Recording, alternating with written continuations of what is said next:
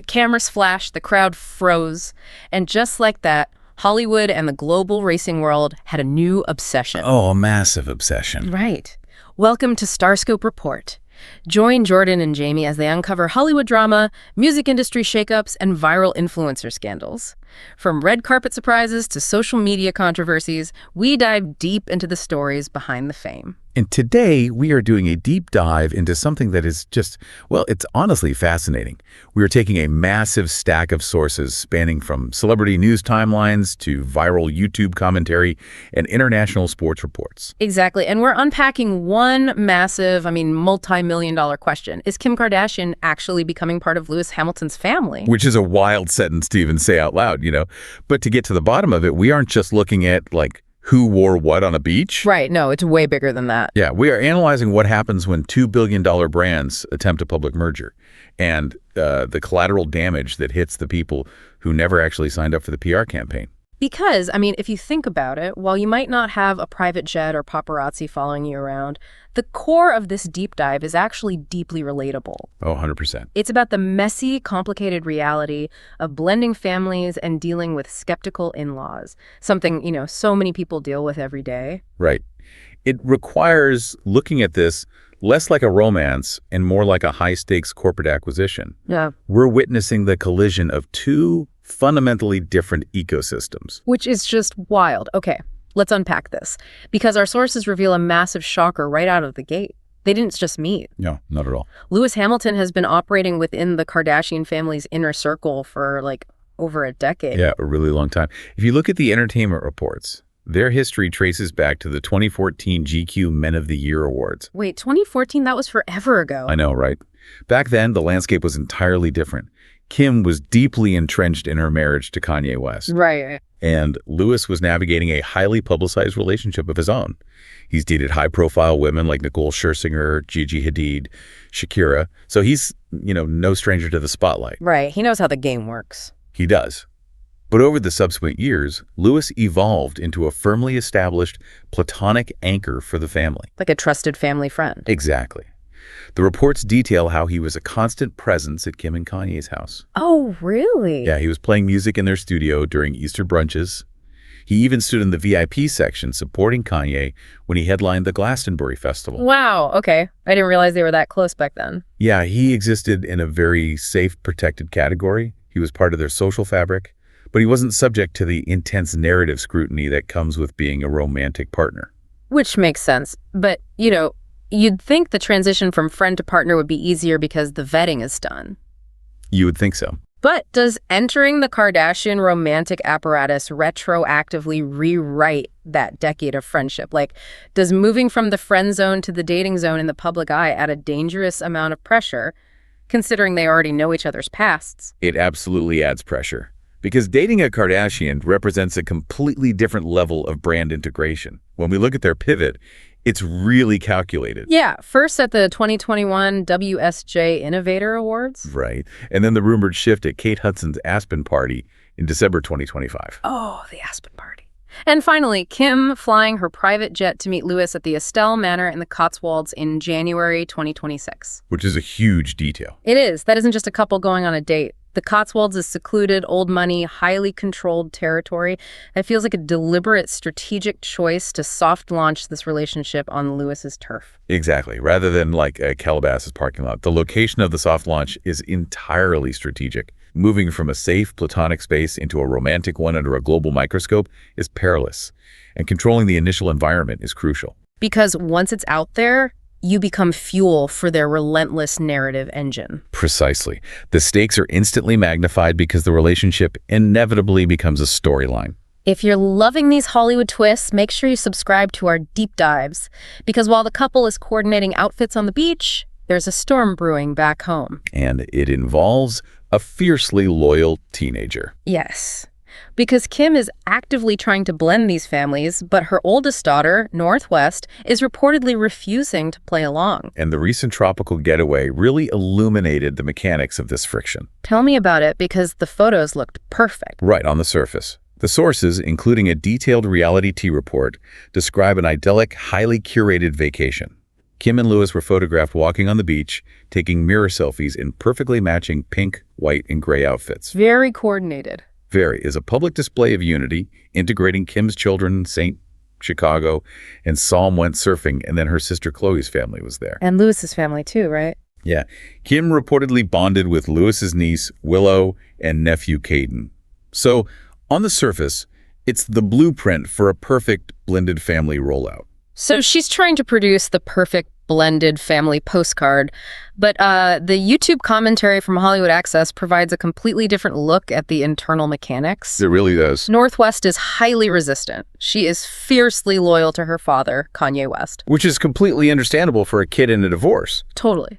And she reportedly views Louis very strictly as, like, just mom's boyfriend. Not a father figure, not family. Exactly. And the specific detail that stands out is that North is actively refusing to participate in staged family photos with Louis. Which is a huge deal in that family. Right. Kim, who reportedly sees marriage in the future here, is getting frustrated because she cannot simply photograph this problem away. It's like North is being forced into a school play she never auditioned for. That's a great way to put it.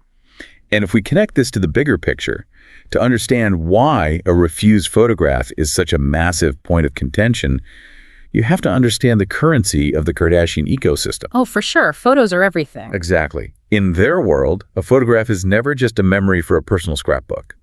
It is a highly leveraged brand asset. It sets the narrative reality. Right. So a teenager refusing to participate in a staged family photo isn't just a kid acting out on vacation. It is a powerful, silent act of boundary setting. North is essentially refusing to let her image be utilized to sell a narrative of a seamlessly blended family that she doesn't actually endorse. She is essentially refusing to sign the terms of service on this new PR campaign. Wow, yes, that's exactly it. And I mean, are we being too hard on Kim for wanting a picture-perfect blended family?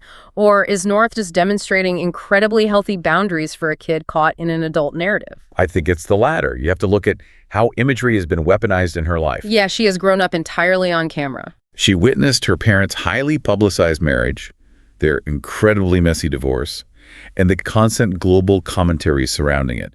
She understands exactly how a photo is used to craft a reality for the public. Right. Fame doesn't automatically generate family chemistry. No, it doesn't. And a Formula One championship doesn't automatically make someone a trusted father figure to a teenager who already has a very complicated, highly public relationship with her own father. That is the core of the issue.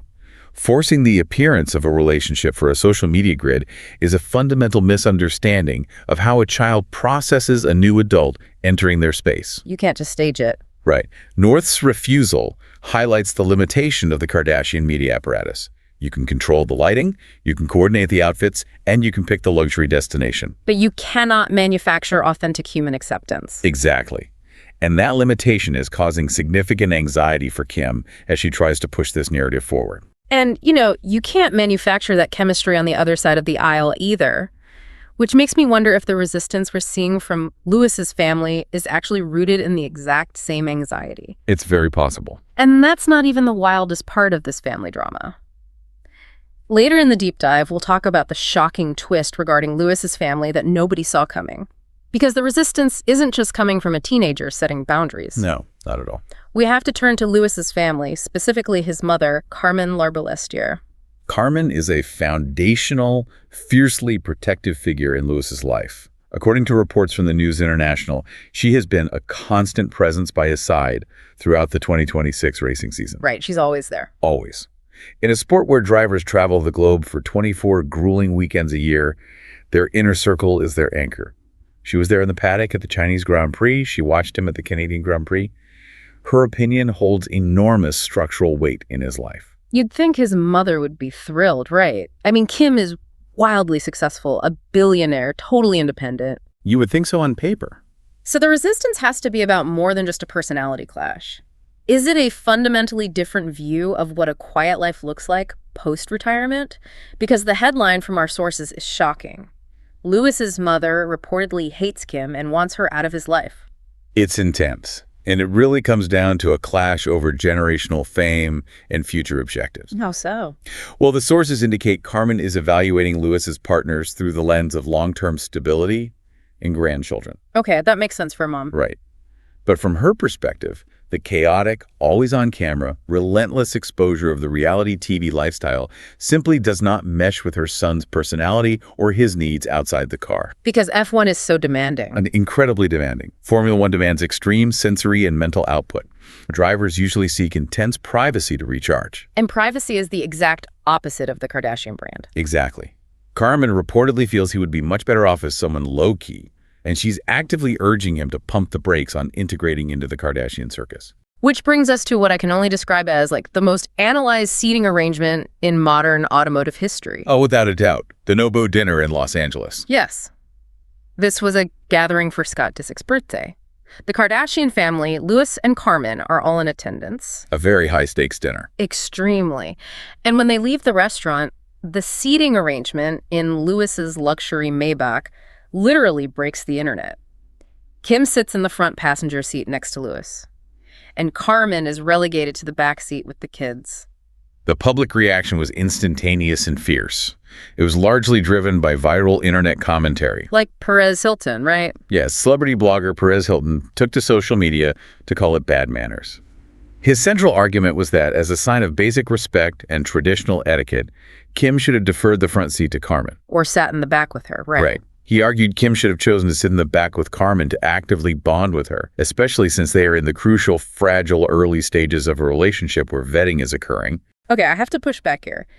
Anyone who knows anything about a Maybach knows the back seat is actually the VIP section. It really is basically a private jet cabin back there. Exactly. That's where the reclining massage seats and the champagne coolers are. Right. The front seat of a Maybach is for, like, the chauffeur or the security detail. Why is Perez Hilton and the internet treating this like a massive slight? Because people love the drama. It feels like the internet is aggressively projecting their own biases onto a completely mundane logistical choice. Like, is this really about a car seat, or is it a proxy war for the family's deeper anxieties? The internet absolutely is projecting, but that's exactly because the car seat is a proxy war. Yeah. When two massive public entities merge, every microaction is analyzed for intent. So it's not really about the massage seats. No, what's fascinating here is the visual semantics of co-piloting. Hilton's point about Kim choosing to sit in the back to bond with Carmen is rooted in a very traditional view of how one curries favor with a skeptical prospective mother-in-law. Right. By taking the front seat, Kim visually aligned herself as Louis's primary partner, his co-pilot, quite literally. To a fiercely protective mother who already harbors deep reservations about her son being consumed by reality television, that visual stings, regardless of how luxurious the back seat is. It's the symbolism over the reality. Exactly. On one side, you have Kim's sisters, who, according to reports, view this entire phase as a trial period for Louis. They're testing how well he fits into their family dynamic and their media machine. Right. But on the other side, you have Carmen, who is rigorously evaluating whether Kim is right for her son. Both sides are operating under the assumption that they hold the power in the vetting process. They both think they're the ones doing the interviewing. Exactly. And if you're hooked on how these tiny celebrity interactions unravel into massive debates about power dynamics, hit that subscribe button so you don't miss what we uncover next. Because this brings us to a really crucial realization about the mechanics of this relationship. It does. The critical piece of the puzzle that often gets lost when anyone dates a Kardashian is the assumption of leverage. What do you mean by leverage? Well, a Kardashian machine is so vast, so pervasive, that it usually consumes whoever enters its orbit. The partner just becomes a supporting character in the show. Right, we've seen that happen so many times. But Lewis Hamilton is a 7-time Formula One world champion. He is currently racing for Scuderia Ferrari, which is arguably the most prestigious, culturally significant brand in global motorsport. He's a legend. He possesses his own massive, fiercely independent global stature. He does not need their fame. I think we can look at this through the lens of currency. Lewis is operating on the gold standard. His fame is meritocratic, it's built on tangible historical weight, championships, and athletic legacy. Absolutely. While Kim operates on something closer to cryptocurrency. That's a great comparison. Right. It is incredibly powerful, but it is highly volatile. It's built entirely on public sentiment, narrative friction, and daily market attention. Just look at their respective daily realities. It's night and day. Our sources highlight Lewis's recent 5-year update on his charity, Mission 44. He has invested £10 million, reaching over 550,000 young people. Which is incredible scale. It is. And he's funding 43 organizations to create opportunities in motorsport across the UK, the US, and Brazil. This is legacy building on a global philanthropic scale. Contrast that tangible legacy building with Kim's recent endeavors, highlighted in the entertainment timelines. Right, what's she doing? Well, while Lewis is detailing the impact of Mission 44, Kim is producing and starring in the Broadway play Fear of 13 alongside Adrian Brody. Oh, wow, Broadway. Yeah, and Lewis was spotted helping her into an SUV in New York around the production, which shows his support, but it drastically highlights the contrast in their worlds. It really does. I mean, comparing a merger between these two is like two massive corporate mergers where both companies think they are the acquiring company. Exactly. Formula One, and particularly Ferrari, is an institution that demands absolute, monk-like devotion from its drivers. Any external distraction is viewed by the team and the fans as a severe liability. And Kim comes from a world where exposure, constant storylines, and the generation of content are the primary objectives. Right. So can two massive, highly independent solar systems actually merge without colliding and destroying each other? Can a meritocratic, gold standard athlete successfully merge with an attention-driven, crypto-style media empire without one destroying the value of the other? That's the million-dollar question. I mean, Lewis has his mother actively telling him to pump the brakes to protect his peace. Kim has a daughter refusing to smile for the camera to protect her boundaries, and both Kim and Lewis are operating at the absolute peak of their respective highly demanding careers. How does this practically work? It requires an extraordinary, almost superhuman level of compartmentalization. The tension lies in whether Kim can keep the sanctity of the relationship completely sequestered from her family's relentless content machine. Which is hard to imagine. The YouTube commentary we reviewed made a profound point. Lewis isn't just dating Kim in a vacuum. He's entering a complex family ecosystem. And if Kim treats her children's boundaries, or Carmen's reservations, as mere narrative inconveniences standing in the way of her relationship, it will ultimately backfire. Yeah, you can't just PR your way out of that. Exactly. Yeah. Lewis is an elite athlete who relies on extreme mental focus. Reality TV relies on manufactured friction. If he's forced to become a storyline, or if the drama begins to bleed into his performance space, that fundamental friction might be too much to sustain. He doesn't exist to fill out a staged family photograph. Strip away the Maybachs, the Formula One trophies, the private jets to the Cotswolds, and the Broadway premieres, and what you're left with is a study in public brand merging and the human collateral damage it causes. It's very human. This is a story about two people trying to figure out if their deeply established lives can actually fit together. It's about navigating a skeptical mother-in-law who is fiercely protecting her son's legacy. And it's about a teenager setting firm boundaries against the weaponization of her own image. It's honestly a fascinating look at the limits of PR. The human element is exactly what makes this so compelling.